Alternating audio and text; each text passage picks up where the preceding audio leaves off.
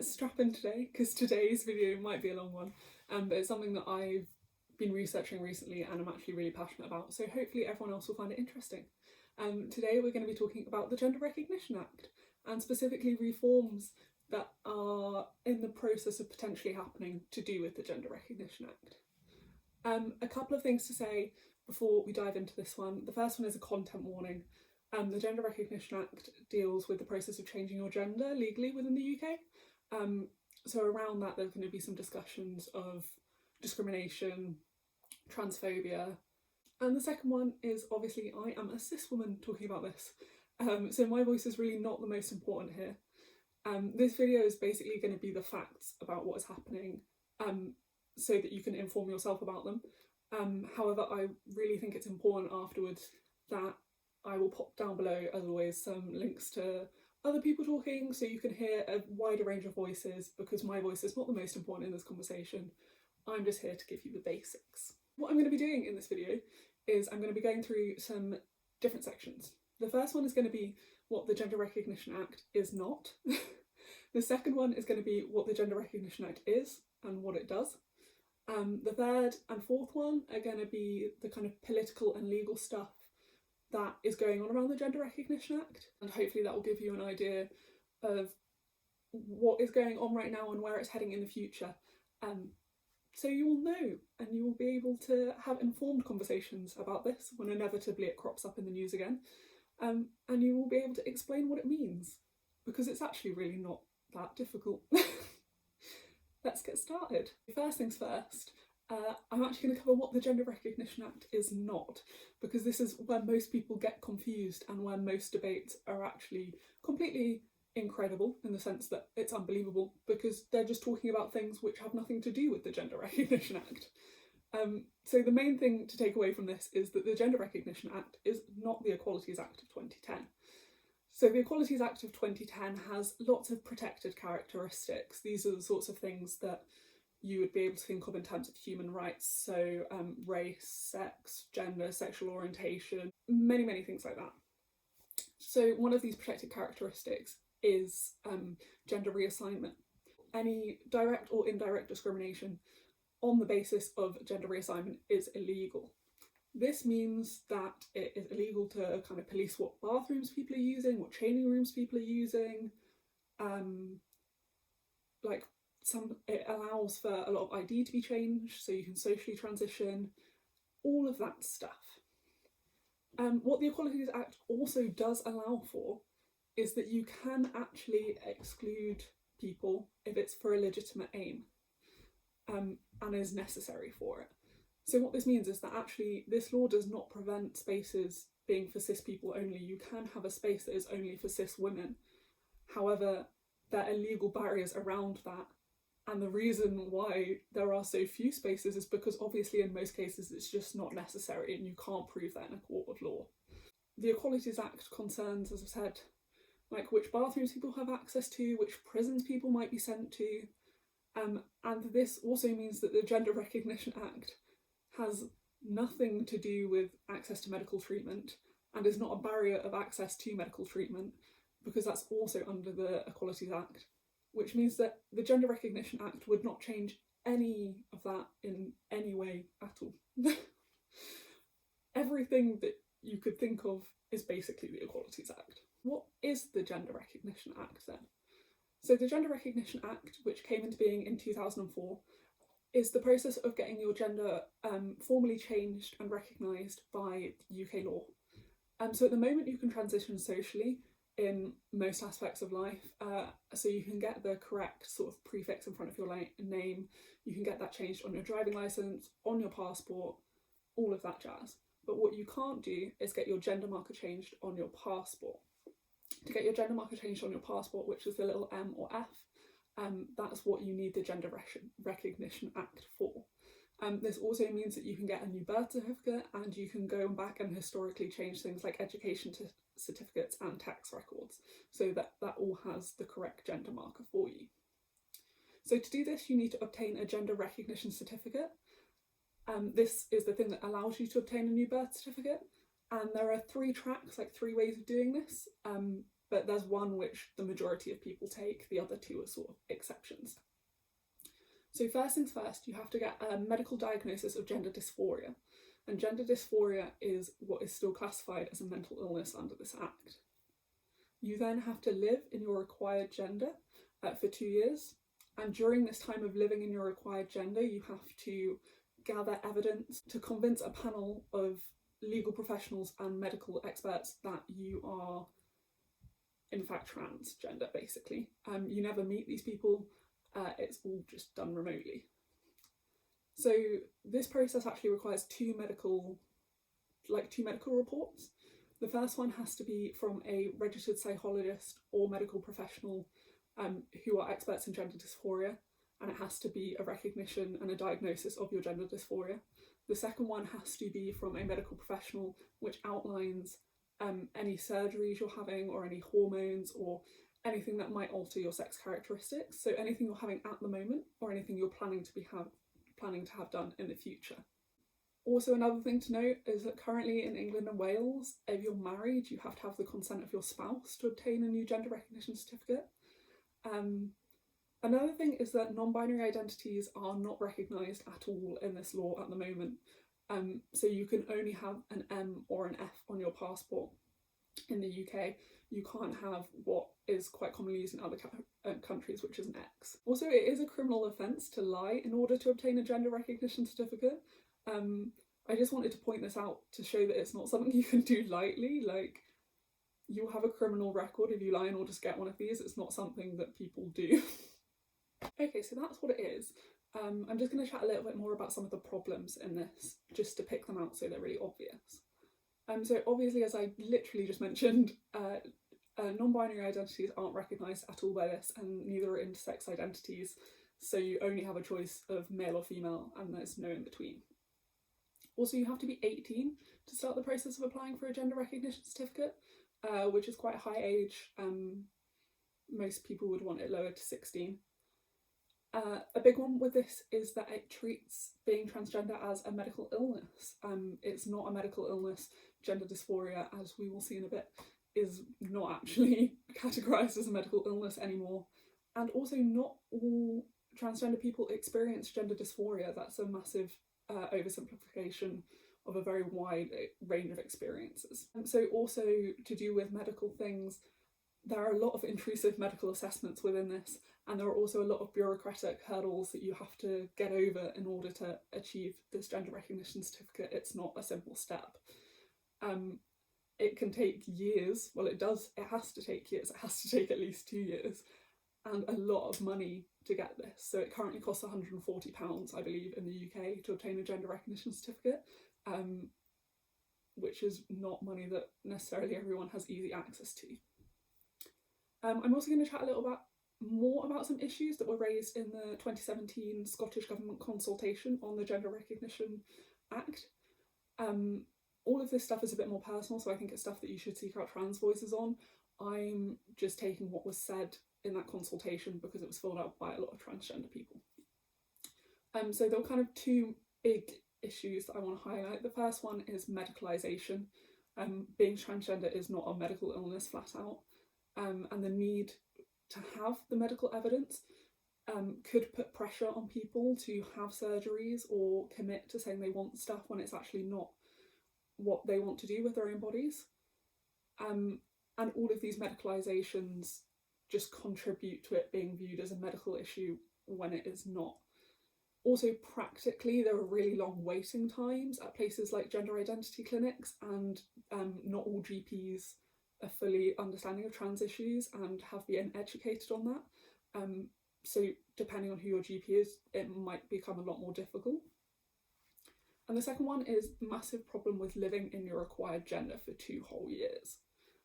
This is very difficult for a lot of trans people, as it can expose them to prejudice or verbal or physical abuse. If the gender marker on your ID does not match the way you're presenting, that can open up a lot of issues and it can put you in some very dangerous situations.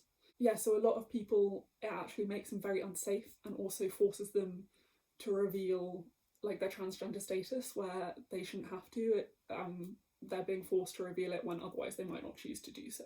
Okay, so now we've made it clear what the Gender Recognition Act is, I'm going to chat about the legal history of it and legal developments that have gone on around it, as this is relevant to reforms. So the Gender Recognition Act was introduced based on two rulings from the European Court of Human Rights. These rulings happened in 2002. It was Christine Godwin against the United Kingdom and I against the United Kingdom. The European Court of Human Rights is basically the highest level of human rights courts for the UK, and it's where cases go where they can rule that UK laws are actually denying people their human rights. They can't force us, the UK government, to change the laws. They can just declare that those laws are incompatible with human rights. So these rulings found that the UK had breached the convention rights of transgender people under Article 8, which is the right to respect for private life, and Article 12, which is the right to marry and found a family.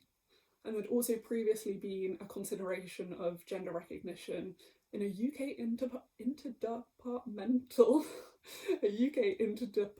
working group, which was convened in 1999. So that's just a lesser thing to show that it had been considered before. So these two rulings were the basis of the Gender Recognition Act, which came into being in 2004. But since that time, so in 2004, the World Health Organization reclassified gender dysphoria. So they moved it on a list from being under mental and behavioural disorders to conditions related to sexual health. And the reason they kept it on the list was because they wanted to recognise transgender people's need and access to medical care, but they don't want it to be seen as a medical illness. Then in 2006, this is when the Yogyakarta principles were laid out, and these were basically a gathering of experts came together to provide some guidelines on how human rights principles should be applied to LGBTQ plus people, and provide a framework for that. So although these aren't legally binding in any way, they're quite good persuasive mechanisms for how we should be interpreting human rights.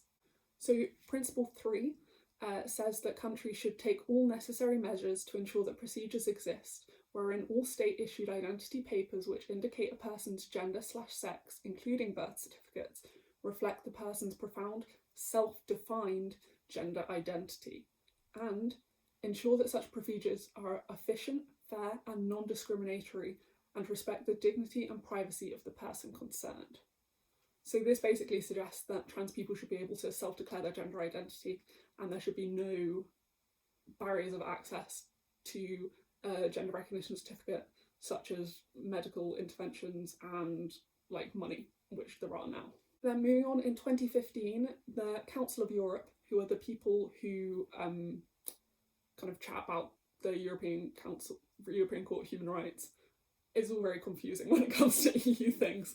But you can think EU, it's not the EU, but it's similar. They kind of raise concerns that requiring someone to have medical treatment or diagnosis in order to change their gender could be a breach of the right to privacy. So the resolution called on all of the states under the ECHR to develop quick, transparent and accessible procedures based on self-determination for changing the name and registered sex of transgender people on birth certificates, identity cards and other similar documents.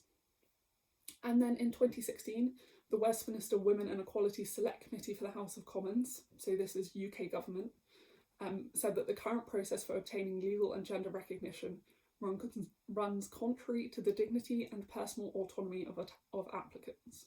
They're all legal basis that the Gender Recognition Act should be changed because the laws have changed and the way we have interpreted them has changed. So looking to other countries, how the law functions in other countries, in Norway, Denmark, Ireland, Malta, Belgium, these are all European countries. I think there might be others globally, but I just looked at the European ones. They all have laws that allow people over the age of 18 to change their legal gender without medical intervention. And I also looked for places where non-binary identities are recognised. This is kind of complicated because X markers are used on passports for not male or female, but you put an X instead. However, some places this is used for people who are partway through a transition, or for people who are intersex, but not specifically for non-binary identities. But places where they seem to be recognised, as far as I can tell, are Australia, Canada, Argentina, Iceland, and some US states. You can have it on your state ID. There are a couple of other things that I should mention, which are more ECHR rulings, which are relevant to the Gender Recognition Act. So people have tried to claim that a requirement to demonstrate gender identity disorder is a violation of your human rights, and a requirement to undergo medical examination was a violation of your human rights. Both of these were not successful, so basically there is no legal ruling that those are against your human rights. It's not been shown. So that's what's been going on in the law around the Gender Recognition Act. Now I'll move on to a bit more of a political slant on things, because obviously getting laws made requires political support. As I mentioned a little bit before, in January 2016, the Trans Inquiry report by the Women's and Equalities Committee called for non-binary people to be protected from discrimination under the Equalities Act. It called for the X marker to be added to passports and for basically a wholesale review into non-binary people by the government within 6 months. However, in June 2018, the British High Court ruled against a bid for passports to have an X marker, despite this. So basically, politics ignored what they set up a report to find. However, so in England and Wales, there was a government consultation on the Gender Recognition Act in 2018, which let people give testimonies for 16 weeks. I filled this out. I think many other people did. It was very highly publicised at the time, and organisations like Stonewall were providing guidance for how to best fill it out in order to support transgender people and non-binary people, and what you should ask them to do to make the Gender Recognition Act better. So it closed on the 22nd of October 2018. Tens of thousands of people filled out that form from Stonewall's website alone, they know that. But the government have still not issued a response to that report, even though it's over 2 years later. Well, it's over 2.5 years later now. In Scotland, in December 2019, the Scottish Government did propose a draft bill to reform the Gender Recognition Act, but this would only affect the law in Scotland. However, it would apply pressure to the English law to also change. The changes in the Scottish bill were that you would only have to have lived in your required gender for 6 months, and also you could start the process 3 months. You would only have to have lived in it for 3 months when you start the process, so you can start the process partway through. The gender recognition certificate would be issued by the Registrar General. I don't even know who that is, but basically not by a gender recognition panel, who are these panel of anonymous people that you never get to meet. And it would also lower the age from 18 to 16. They want to remove any medical requirements, and they also want to provide guidance on how to support trans children in school, and how to support children who are unsure of their gender identity. They want to develop guidance on how to realise the rights of women and trans people. They want to set up a working group to consider possible changes in relation to non-binary identities. And they also want to repeal the section of the Gender Recognition Act that says that the fees for it are set by the UK Secretary of State. So this would basically allow them to set their own fee. They've yet to indicate what the fee would be, but it would be substantially lower, they have said that. So that happened in December 2019. In Scotland at the moment, they've had to pause work on the bill because of COVID, so they haven't laid out a timetable as you would normally have to move forward with that bill, but hopefully we'll get it at some point. They've also done a public consultation on the bill in Scotland. That closed on the 17th of March 2020, so a few months ago, and they had done one 2 years before that, which had found that 60% of people were in favour of reforming the Gender Recognition Act. So there's a lot more recent work going on in Scotland. So that's what's been going on in Parliament. Party opinions, obviously we've been having a lot of elections recently, so parties have been saying things. So the Lib Dems in their manifesto wanted to remove the need for a gender dysphoria diagnosis. They wanted to review areas around marriage with the intention to remove the need for consent from a spouse, and they wanted to add an X gender marker. Labour have had a new leader since the general election, and Keir Starmer has signed a pledge to reform the Gender Recognition Act with self-identification and a recognition of non-binary identities. The Tories, unsurprisingly, did not mention it at all in their manifesto. The Green Party supported amendments to the Gender Recognition Act to include the recognition of non-binary identities and non-gendered individuals, because the Greens are, and to facilitate gender recognition for people under the age of 18. So the SNP, who have been doing all of this great work in Scotland, have actually subtly dropped their pledge to reform the Gender Recognition Act. They claim it's because it's already happening in Scotland, and obviously they have made steps towards that, but it's a bit worrying that it's now out of their manifesto. So what's happening in England?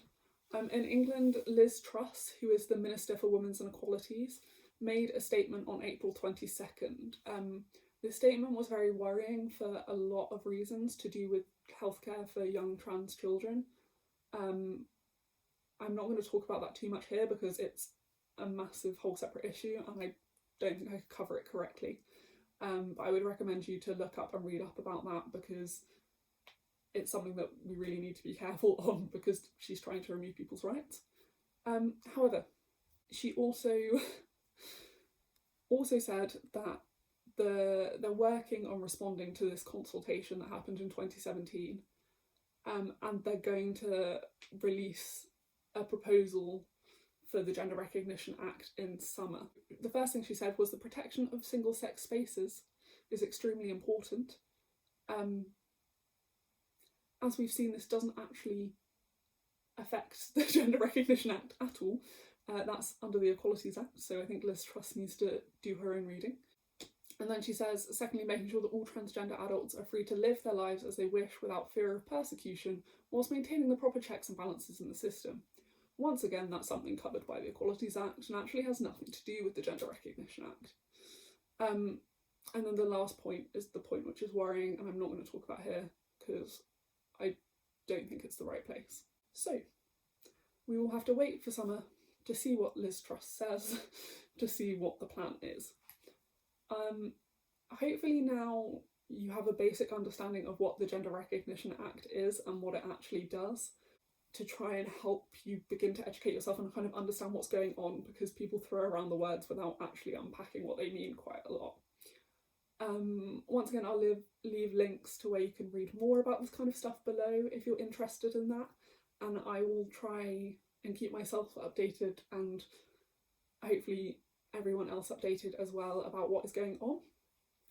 Please support the Gender Recognition Act vocally as you can and want to, and don't let people talk about the Gender Recognition Act when they're not talking about the Gender Recognition Act, because that misinformation is not useful to anyone and won't help change things for the better.